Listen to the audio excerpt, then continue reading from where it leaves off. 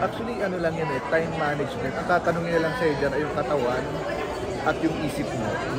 I mean, pwede ka namang mag-taping, like ito, yung schedule nito is Thursday, Saturday. So, dalawa lang sa isang linggo.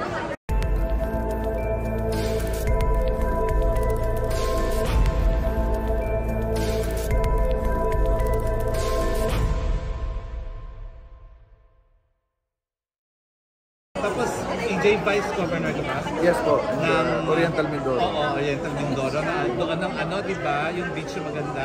Puerto Galera. Puerto Marami Galera. po, hindi lang Puerto Galera. So, paano mo napakarami. paano mo nababalanse ang pagiging artist at pagiging Vice Governor? Actually, ano lang yan time management. Ang tatanungin na lang sa'yo dyan ay yung katawan at yung isip mo. I mean, pwede ka namang mag-taping, like ito, yung schedule nito is Thursday, Saturday. So, dalawa lang sa isang linggo.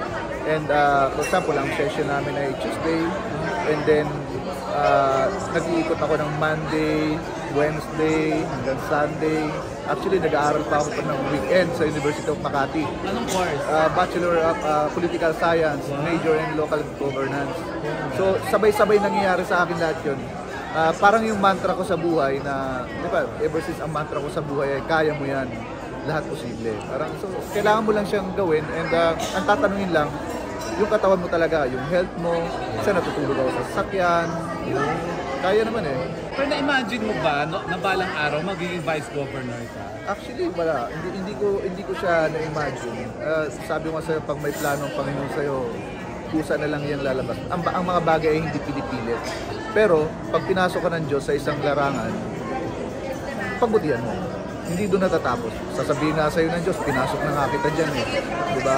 Tinulungan na kita makapasok dyan. Pag nandyan ka at pinabayaan mo yan at hindi ka nag-perform at hindi mo ginawa yung pinagkaloob ko sa'yo na makatulong ka sa iyong mga kababayan, eh baka nakakatakot yun.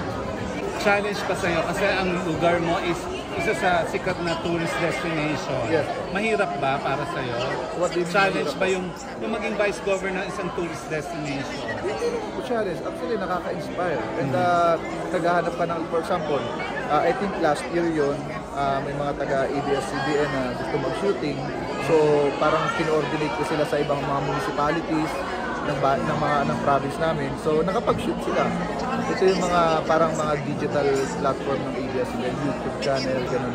So, nakapag-shoot sila sa Mindoro. So, I mean, doon mo makikita yung parang pagiging artista mo. Kasi, yung pagiging celebrity mo kasi, ano yan connected sa turismo.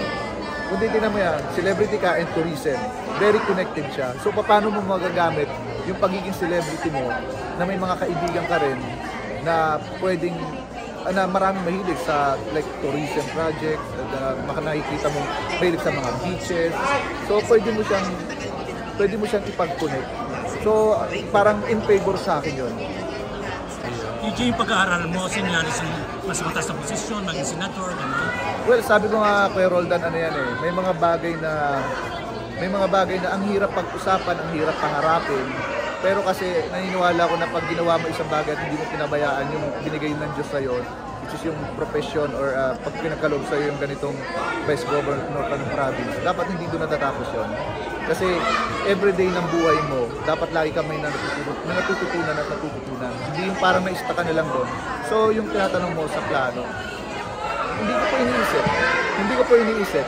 Kasi yung Vice Governor kasi pagtakbo ko, tao yung nagsabi Tao yung gumanon sa akin. Hindi na ako nag-declare ng maaga Baga sinamahan ko lang ang aming governor at tapos yung mga tao parang ay, si EJ po ng Vice Governor. Sila na yung nagsasabi, in fairness naman sa kanila. So kaya parang na-inspire ako and yun, tuwang-tuwa ako. So governor muna bago senator? Hindi po, wala pong ganun talaga. I mean, wala po talaga ganun. Basta ngayon, Vice Governor ako ng province namin. Nagpe-perform kung ano yung mga hinihingi sa amin, binibigay po namin. Sila muna po. Kaya mo bang mamili between politics and showbiz? Mahirap po yan. Kasi parang, ba't naman ako pipili? Kung ibang mga kasama kong politician, and public servant and artista nagagawa naman ng both, ba't ako pipili? Di ba? Ang dami, like Senator Bong Revilla, Senator Robin Padilla, ang dami nila, Senator Vito Lapid, Mayor Isko Moreno, ang dami naman dami, even marami, magbanggit ka ng mga names. Yun po, Tom Arjo, pagsasabayin diba? mo. Sila Tom Arjo at Taide. Nagagawa naman nila eh. Time pagsasabayin. management. Kailangan, wala lang masacrifice. Kailangan walang masacrifice. Kaya ako kahit wala akong tulog, like dito, galing akong Mindoro, may call time, talagang ginagawa ko siya ng, nang hindi maapektuhan yung isa, walang masasacrifice.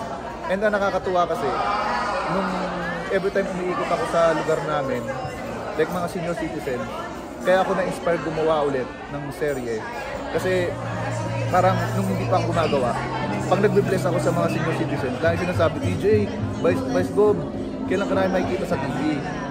So ako ngayon, parang gusto niyo po itong makita sa TV, nasa personal na po ako, hindi gusto ka namin mapanood na ganito ka. So ako, nung inoperan ako, sabi ko, sige, gawin ko, basta hindi ko masasacrifice yung isa. So ngayon, tuwan-tuwa sila na may ganito ako. Magugulat sila sa GMA. Magugulat sila sa, well, for the first time. For the first time. And yung gusto ko kasing genre, alam niyo naman, this is action, napapanahon din, binigay din ko.